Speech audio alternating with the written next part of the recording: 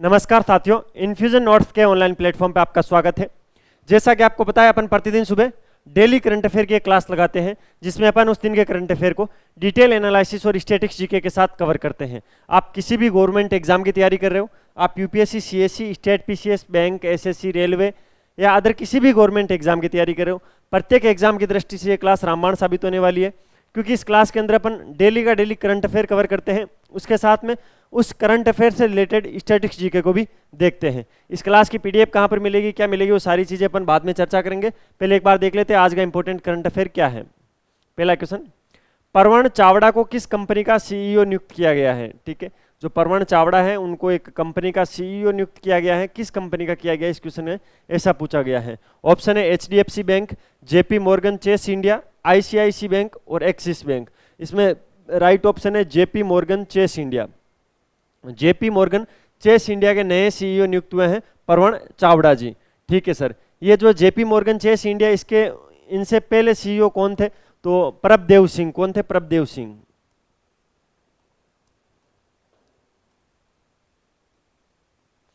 प्रभदेव सिंह की जगह अब नए सीईओ कौन बने हैं? परवण चावड़ा बने हैं जेपी मॉर्गन चेस के। ये जेपी मॉर्गन चेस कंपनी है क्या, तो ये एक अमेरिकी बहुराष्ट्रीय कंपनी है जिसका मुख्यालय कहां पर है? न्यूयॉर्क के अंदर है। कहां है? न्यूयॉर्क। न्यूयॉर्क के अंदर जेपी मॉर्गन चेस इंडिया का मुख्यालय है और ये एक अमेरिकी बहुराष्ट्रीय वित्त कंपनी है, वित्त देने का काम करती है। ठीक है, परवण चावड़ा को इसका सीईओ नियुक्त किया गया तो इसकी मंजूरी आरबीआई से लेनी पड़ती है। आरबीआई से इसकी मंजूरी मिल गई है। उसके बाद में 3 वर्ष के लिए जेपी मॉर्गन चेस इंडिया के सीईओ नियुक्त हुए हैं परवण चावड़ा। कितने वर्ष का कार्यकाल होगा? 3 वर्ष का कार्यकाल होगा। सारे फैक्ट आप याद कर लेना, इंपॉर्टेंट है, कुछ भी पूछा जा सकता है। देखिए करंट में कैसा भी क्वेश्चन आ सकता है, हो सकता है इस क्वेश्चन का लेवल आपको लग नहीं रहा होगा, लेकिन आजकल जब पेपर को टफ बनाना होता है तो ऐसे ही क्वेश्चन पूछे जाते हैं। परवण चावड़ा को जो JP Morgan India Chase India जो कंपनी है उसका 3 वर्ष के लिए सीईओ नियुक्त किया गया है। इससे पहले इस कंपनी के सीईओ प्रभदेव सिंह थे और ये कंपनी है एक अमेरिका की बहुराष्ट्रीय वित्त कंपनी है जिसका मुख्यालय कहाँ पर है? न्यूयॉर्क के अंदर है। अगला क्वेश्चन, आईटीबीपी यानी इंडियन तिब्बतियन बॉर्डर पुलिस जिसको बोलते हैं, उसने अपना 63वां स्थापना दिवस कब मनाया है? तो आईटीबीपी ने अपना 63वां स्थापना दिवस है वो कल ही मनाया था। कल कितनी तारीख थी? 24 अक्टूबर थी। तो 24 अक्टूबर को 63वां, ये याद रखना, क्रम याद रखना भाई, 63वां क्रम का स्थापना दिवस मनाया आईटीबीपी ने। ठीक है, तो भारत तिब्बत सीमा पुलिस है, काम क्या करती है? ये भारत का एक सीमा गश्ती संगठन है, यानी जो बॉर्डर है चीन के साथ, जो तिब्बत के आसपास की जो बॉर्डर है वहां पर गश्ती करने का काम करती हैं। ठीक है, इसका निर्माण कब हुआ था आईटीबीपी का? 1962 के अंदर हुआ था। कब हुआ था? 1962 के अंदर। 1962 में ऐसा क्या हुआ कि आईटीबीपी का निर्माण करना पड़ा? 1962 के अंदर चीन और भारत के मध्य युद्ध हुआ था। इस युद्ध के बाद 1962 में भारत ने 7 अलग अलग केंद्रीय सशस्त्र पुलिस बलों की स्थापना की थी, जिसमें से एक आईटीबीपी था। ठीक है, ध्यान रखना है, 1962 के अंदर जब भारत चीन का युद्ध हुआ था उसके बाद में 7 केंद्रीय सशस्त्र पुलिस बलों की स्थापना की गई थी, जिसमें से एक आईटीबीपी भी था और इसने अपना 63वां स्थापना दिवस मनाया है। आईटीबीपी के प्रथम प्रमुख कौन थे? तो बलवीर सिंह। कौन थे? बलवीर सिंह।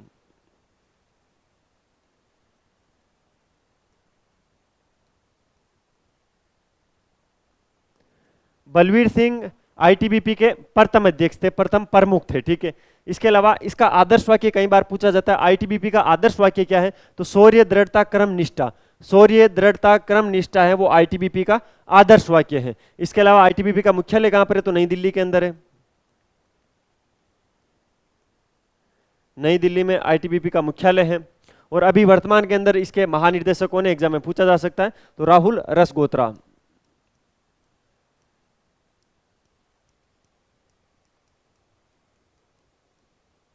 सारे फैक्ट याद कर लेना भाई। देखिए आईटीबीपी इंडियन जो इंडो तिब्बतियन बॉर्डर पुलिस है उसने अपना 63वां स्थापना दिवस मनाया है। कब मनाया है? 24 अक्टूबर को मनाया। इसकी स्थापना कब हुई थी? 1962 में हुई थी। 1962 में क्यों गई थी? तो 1962 में चीन और भारत के मध्य युद्ध हुआ था। उसके बाद 1962 में 7 केंद्रीय सशस्त्र पुलिस बलों की स्थापना की गई थी, जिसमें से एक आईटीबीपी था।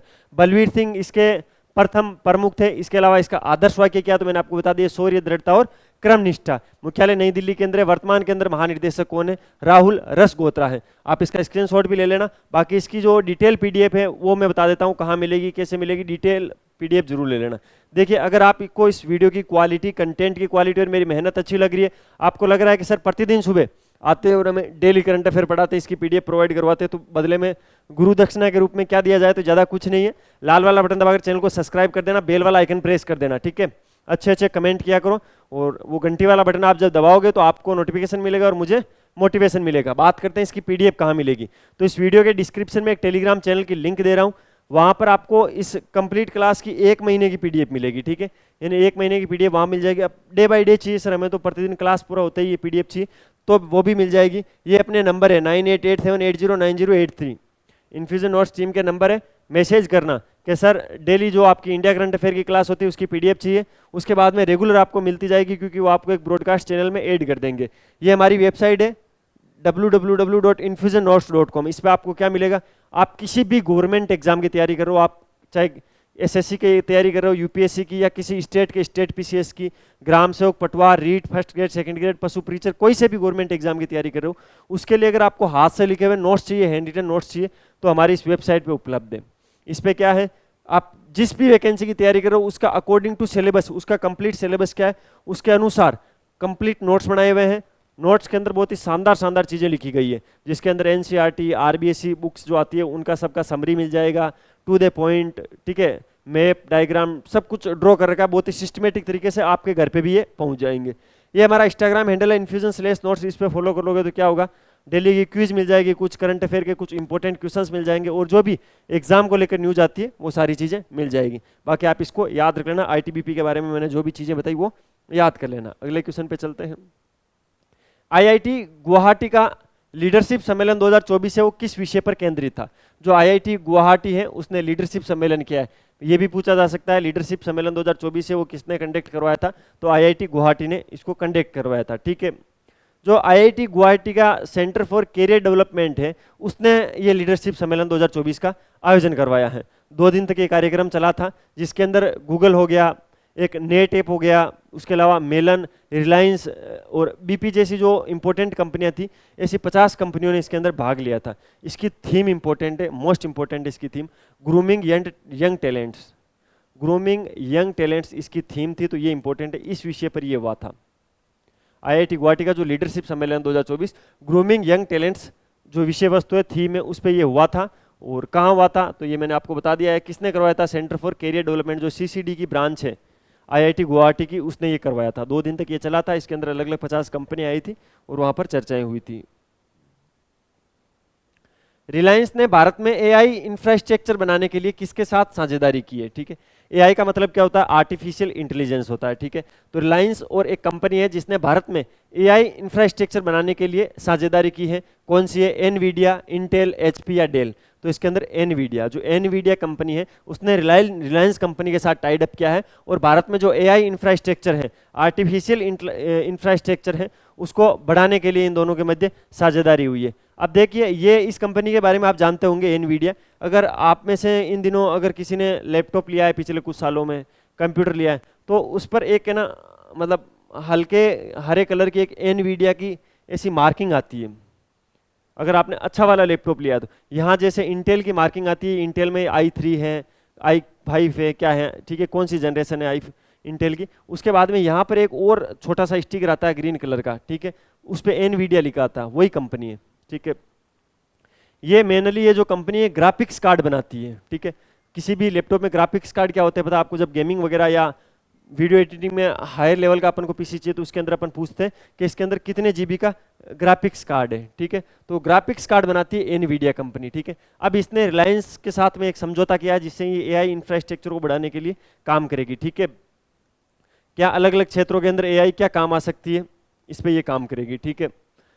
एक पहल चल रही है, जियो ब्रेन नाम से पहल चल रही है, उसके तहत रिलायंस जो है वो एआई के जो भी प्रयोग है उसको आगे बढ़ाने पर ध्यान केंद्रित कर रहा है, ठीक है। और जो एनवीडिया है वो एक टाटा ग्रुप का ही है, ठीक है। टाटा समूह है, जैसे टाटा ग्रुप हो गया, एनवीडिया हो गया, इन सब के साथ साझेदारी में लगा हुआ है, ठीक है। और एक डेटा केंद्र भी स्थापित करने की कोशिश कर रहा है रिलायंस, ठीक है। एनवीडिया के सीईओ कौन है, अभी इन दिनों खबरों में रही है, तो ये पूछा जा सकता है वर्तमान में जेनसन हुआंग। कौन है, जेनसन हुआंग।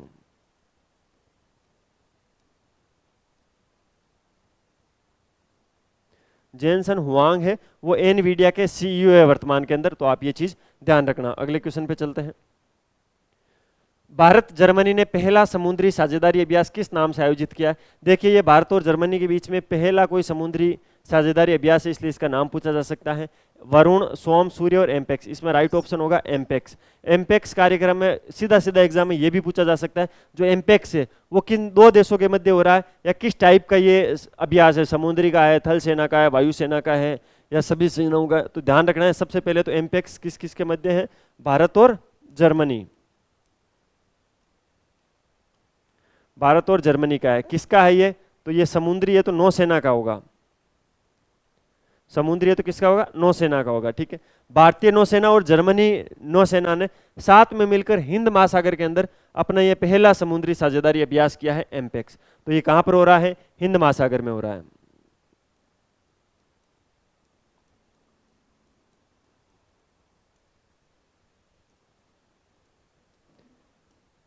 हिंद महासागर के अंदर हो रहा है, इंपॉर्टेंट है।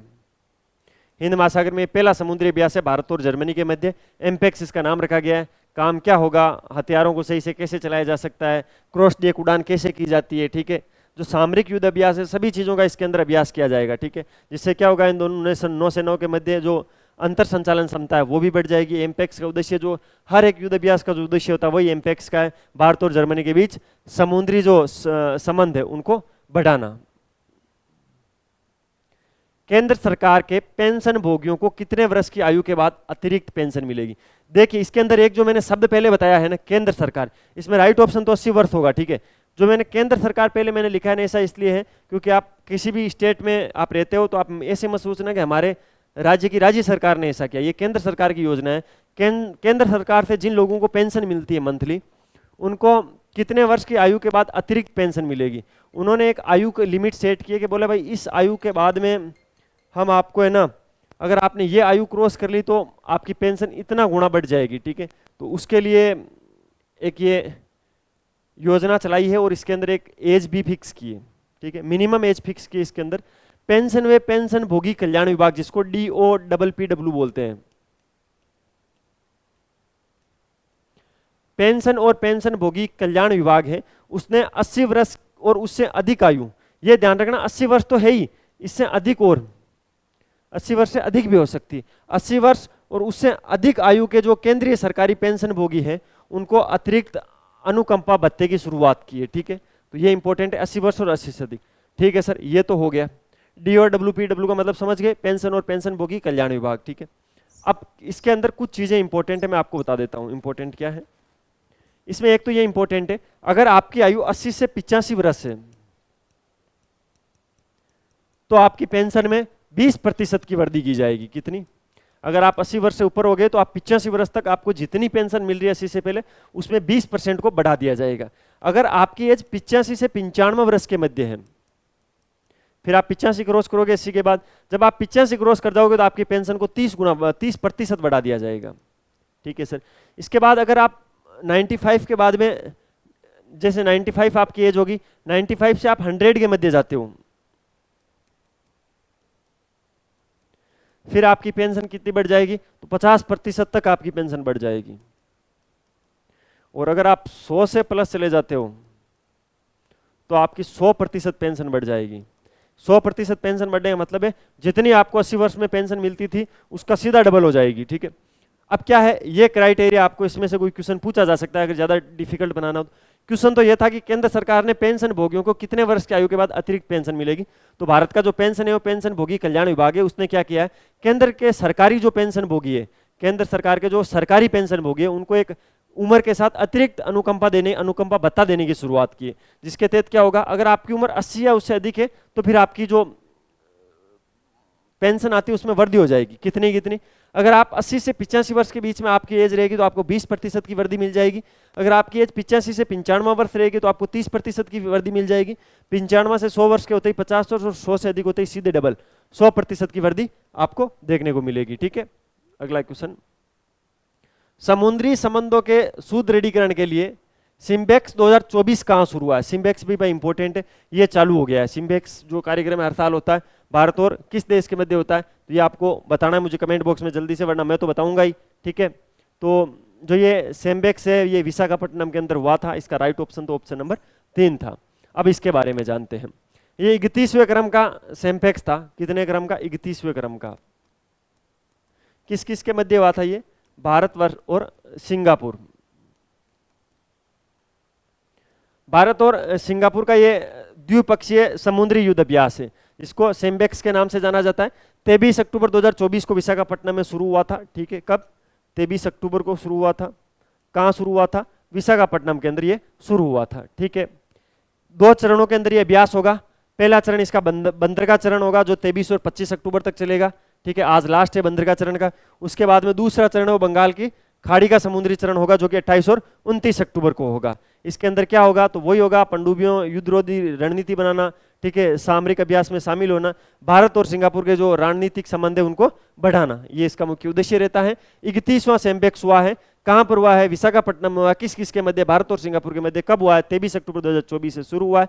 2 चरणों में होगा। पहला चरण बंदरगाह चरण होगा जो कि 23 से 25 अक्टूबर को होगा। दूसरा चरण बंगाल की खाड़ी समुद्री चरण होगा जो कि 28 से 29 अक्टूबर को होगा। ध्यान रखना, भारत और सिंगापुर के मध्य होता है। ये था भाई 25 अक्टूबर 2024 का मोस्ट इंपोर्टेंट करंट अफेयर, जिसको अपन ने डिटेल में पढ़ने की कोशिश की। जितनी भी चीजें थी मैंने अच्छे से आपको समझाया।